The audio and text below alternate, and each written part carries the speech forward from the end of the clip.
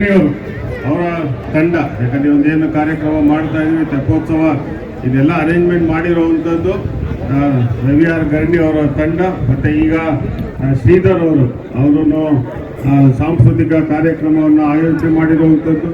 ಅದಕ್ಕೆ ಒಂದು ವಿಭಿನ್ನವಾದಂಥ ಒಂದು ಕಾರ್ಯಕ್ರಮ ಪ್ರಪ್ರಥಮ ಬಾರಿಗೆ ಮಧುಗಿರಿಯಲ್ಲಿ ಆಗ್ತಾ ಇರುವಂಥದ್ದಕ್ಕೆ ನಾನು ವೈಯಕ್ತಿಕವಾಗಿ ಎಲ್ಲರಿಗೂ ಧನ್ಯವಾದವನ್ನು ಸಲ್ಲಿಸ್ತೇನೆ. ಸರ್, ತುಂಬಾ ಹೆಸರು ತಗೊಂಡಿದ್ದೀವಿ. ಒಂದೇ ನಿಮಿಷ ಸರ್. ರವಿ ಆರ್ ಗರ್ಣಿ ದಯವಿಟ್ಟು on stage please. On side ದಯವಿಟ್ಟು ನೀವೊಬ್ಬರು ಮಿಸ್ ಆಗಬಾರ್ದು ಅಂತ ಸನ್ಮಾನ್ಯ ಸಚಿವರು ಕರೀತಿದ್ದಾರೆ. ಬಹಳ ಕಷ್ಟದಲ್ಲಿ ಇರ್ತಾರೆ. ಇದು ಒಣ ಪ್ರದೇಶ. ಇದು ಮಧುಗಿರಿ, ಪಾವಗಡ, ಶಿರಾ, ಚಿಕ್ಕನಾಯ್ಕನಲ್ಲಿ ಸ್ವಲ್ಪ ಭಾಗ ಕೊರಟಗೆರೆನೂ ಕೂಡ. ಇಲ್ಲಿ ಮಳೆ ಬಹಳಷ್ಟು ಕಡಿಮೆ ಆಗ್ತಾ ಇರುತ್ತೆ. ಆದ್ರೆ ಇವತ್ತಿನ ಈ ಕಾರ್ಯಕ್ರಮವನ್ನ, ಈ ಉತ್ಸವವನ್ನ ನೋಡಿದ್ರೆ ಬಹುಶಃ ಮುಂದಿನ ದಿನಗಳಲ್ಲಿ ಆ ತಾಯಿ ಪ್ರತಿ ವರ್ಷನೂ ಕೂಡ ಇದೇ ರೀತಿ ಮಳೆಯನ್ನ ತಂದುಕೊಡ್ತಾಳೆ ಅಂತೇಳಿ ನಾನು ಭಾವಿಸ್ತೇನೆ.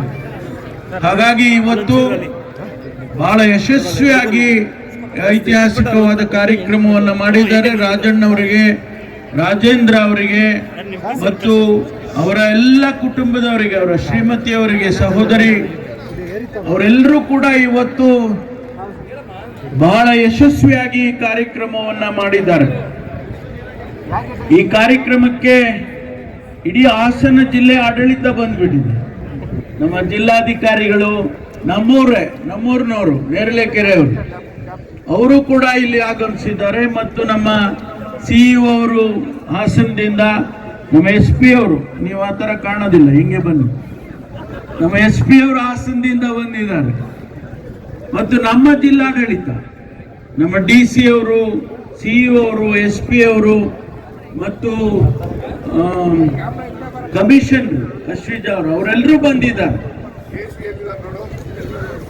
ಎಲ್ಲ ಅಧಿಕಾರಿ ಸ್ನೇಹಿತರು ಕೂಡ ಈ ಕಾರ್ಯಕ್ರಮದಲ್ಲಿ ಭಾಗವಹಿಸಿದ್ದಾರೆ.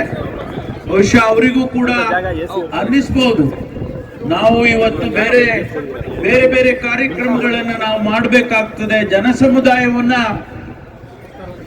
ನಮ್ಮ ಸಂಸ್ಕೃತಿಗೆ, ನಮ್ಮ ಪರಂಪರೆಗೆ ನಾವು ಕಟ್ಟಿ ಹಾಕಬೇಕಾದ್ರೆ ಇಂಥ ಕಾರ್ಯಕ್ರಮವನ್ನ ಮಾಡಿದಾಗ ಮಾತ್ರ ಸಾಧ್ಯ ಆಗ್ತದೆ. ಹಿಂದೂ ಸಂಪ್ರದಾಯಗಳು,